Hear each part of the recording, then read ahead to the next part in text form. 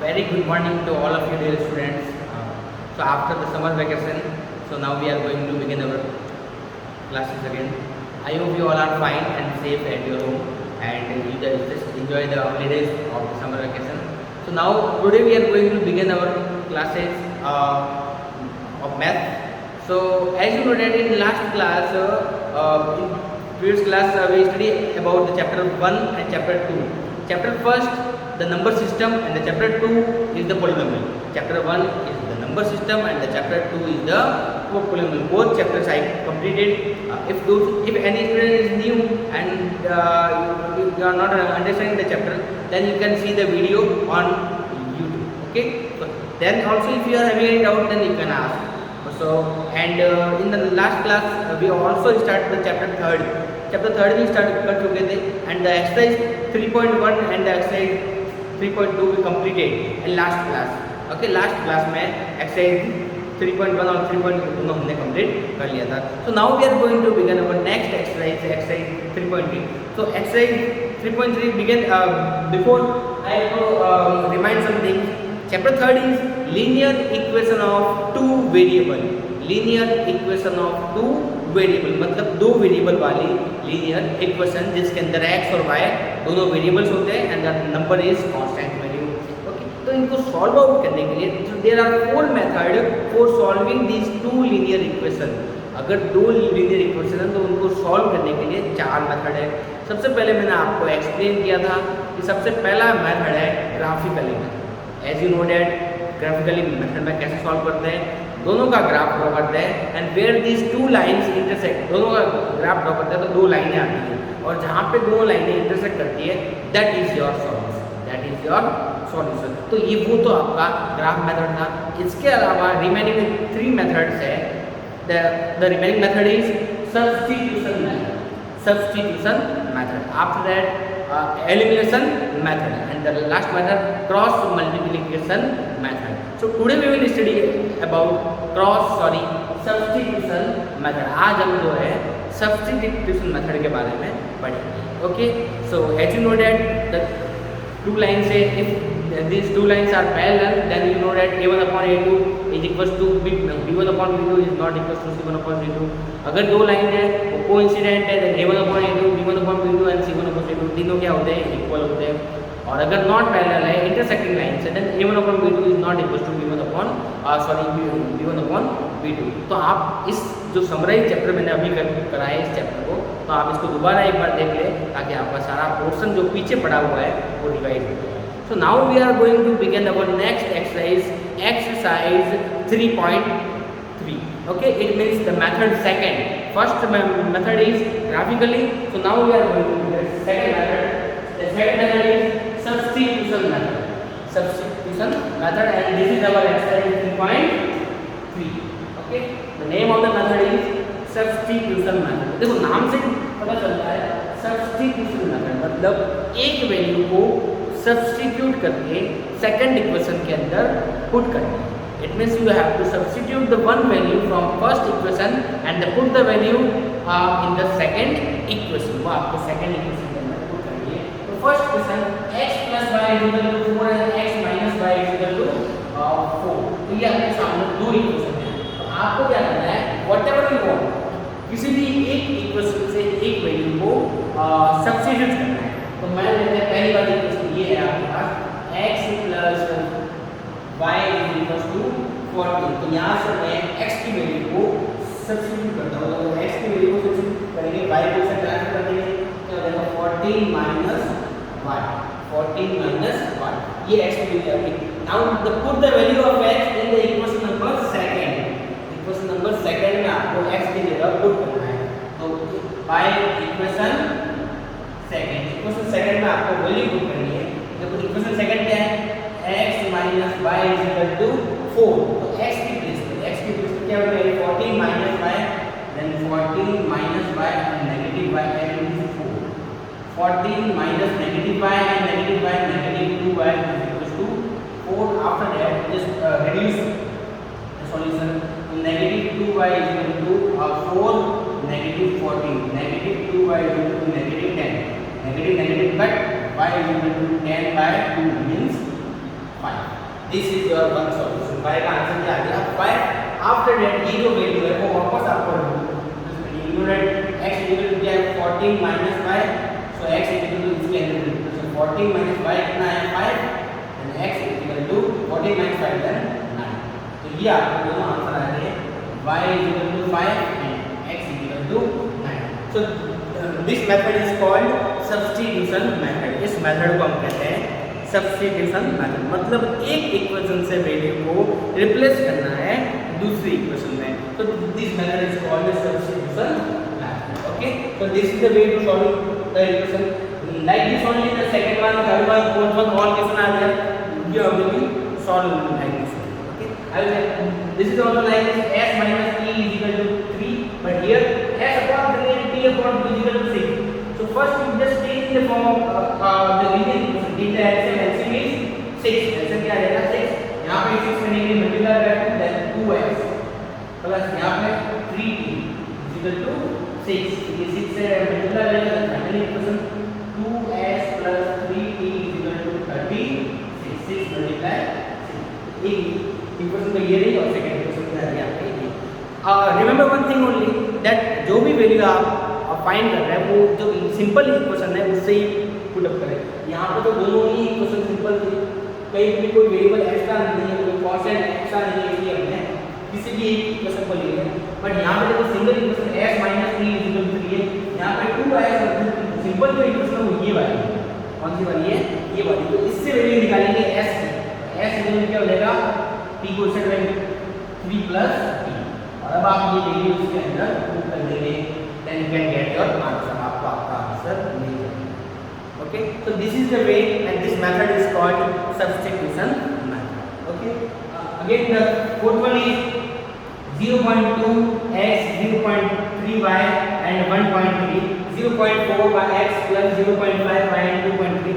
Same analysis आपको इसको भी सॉल्व करना है, बट सबसे पहले आप पॉइंट को रिमूव कर देंगे। पॉइंट को कैसे रिमूव करेंगे देखिए, इसको मैं पॉइंट को रिमूव करता हूँ। तो इसको ऐसा मान सकते हैं 2/10x पॉइंट को हटा के नीचे हमने 10 after that 3/10y after that 13/10। अब आप इनका एलसीएम ले एलसीएम क्या आएगा 10 2x plus 3y is equal to 13/10 and 10 and 10 का होगा cut equation 2x plus 3y is equal to 13। ये आपके सिंपलेस्ट फॉर्म आ गया। ओके, सो लाइक दिस इसकी भी सिंपलेस्ट फॉर्म क्या हो जाएगी? तो इसकी सिंपलेस्ट फॉर्म को डायरेक्टली मैच करो 4/10 5/10 and 23/10। तो 10 एलसीएम आएगा 10 रिड्यूस हो जाएगा क्या बनेगा 4x plus 5y equal to 23। ये दो इक्वेशन आ गई। अब इसमें से देखो दोनों ही इक्वेशन थोड़ी डिफिकल्ट है, यहाँ पे सिंगल लिस्ट ऐसे नहीं है, तो दोनों में से किसी भी एक में से आपको वैल्यू फाइंड करके सेकंड वन के अंदर पुट करना है उसको, देन आफ्टर दैट सॉल्व करना है तो आपका आंसर आ जाएगा। तो किसी भी एक से मान लो इससे हम फाइंड करेंगे तो 2x को इस साइड पुट करेंगे 3 का क्वेश्चन में क्या होगा 13 minus 3y। ओके, अब यहाँ पे 2x को भी ट्रांसफर कर दो तो x इक्वल टू क्या रहेगा 13 minus 3y by 13 minus 3y by 2। ये x की वैल्यू आ गई। अब ये x की वैल्यू आपको इस इक्वेशन के अंदर पुट करनी है, आपका बस आपका आंसर आ जाएगा। Okay, so the remaining questions is your homework. So like this only you to solve. इसमें भी सेम है, एलसीएम आपको एलसीएम लेना पड़ेगा। एलसीएम कितना आएगा ये होगा 6। यहाँ पे 6 करेंगे 3 से मल्टीप्लाई 6 इधर 9 माइनस यहाँ पे करेंगे 2 से मल्टीप्लाई तो 10 इज इक्वल टू -2। फिर ये 6 करेंगे इसे मल्टीप्लाई हो जाएगा 9 है minus 10y is equal to -12। तो ये आपका फर्स्ट क्वेश्चन है। सेकंड सेम ही है, यहाँ पे कितना है आपका 6, यहाँ पे 2x plus 3y is equal to 13/6। तो 13 and 6 से 6 कट तो इक्वल जाएगी 2x plus 3y equal to 13। अब किसी भी एक से x की वैल्यू फाइंड करके सेकंड वाले के अंदर पुट कर देंगे तो आप सॉल्व कर देंगे, आपका आंसर आपको मिल जाएगा। Okay, so take the screenshot and write the remaining questions. Write this only your question and all questions at your homework. So take the screenshot fast.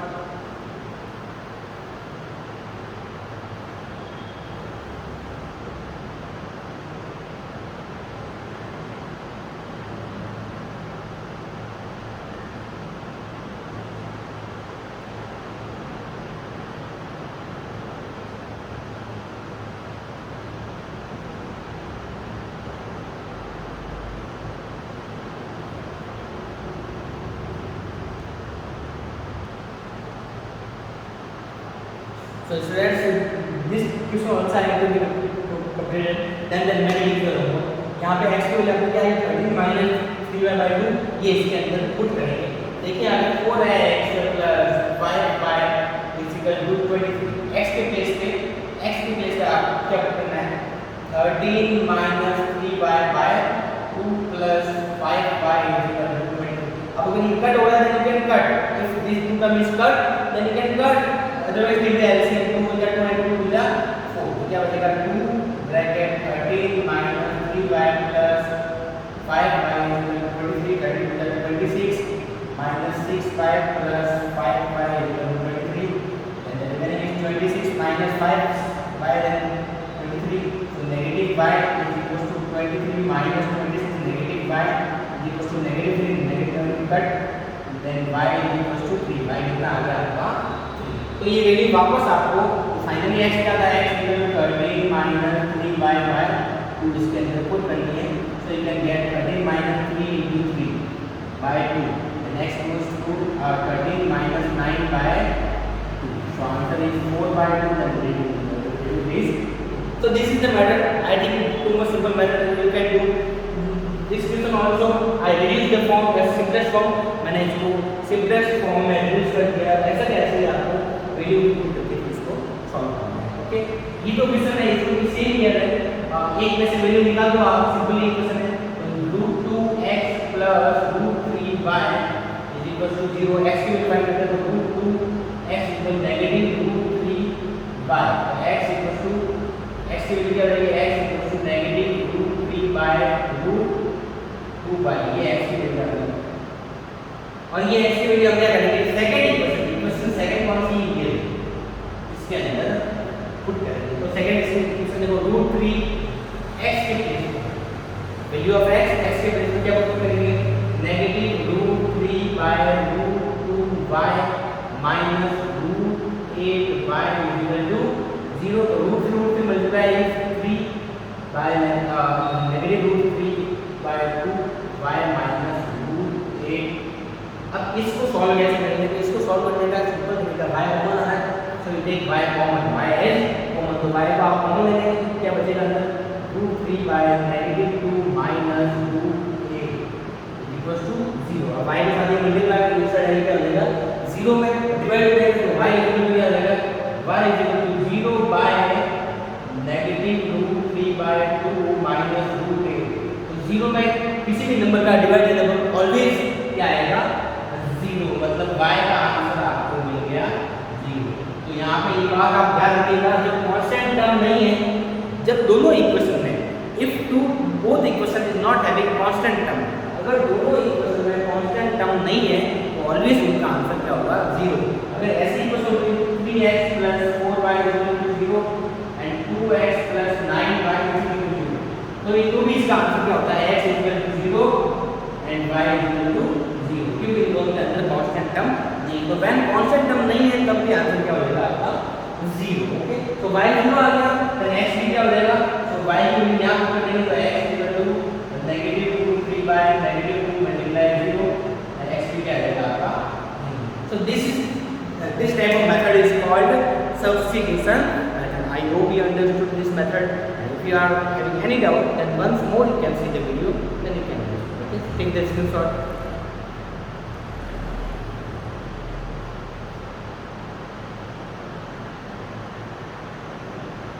The remaining all questions of first is your homework. Okay, students. So the next second question is there. Solve the equation 2x plus 3y is equal to 11 and 2x minus 4y is equal to negative 24. Find the value of m. m की value find करनी है for which y equals to mx plus 3. तो पहले तो आपको इन दोनों को solve करना है. सॉल्व करना है इनको कैसे दो मेथड मैंने आपको सिखा दिया अब तक. First one graphically second one substitution method. तो आपको इसको सब्स्टिट्यूशन मेथड से सॉल्व करना है. Then 2x plus 3y is equal to 11. Next equation 2x minus 4y is equal to negative 24. तो इससे वैल्यू फाइंड करते हैं कोई भी तो whatever 2x equal to 11 minus 3y 2x मतलब x equal to 11 minus 3y by और यही वैल्यू आपको इसके अंदर रिप्लेस करनी है।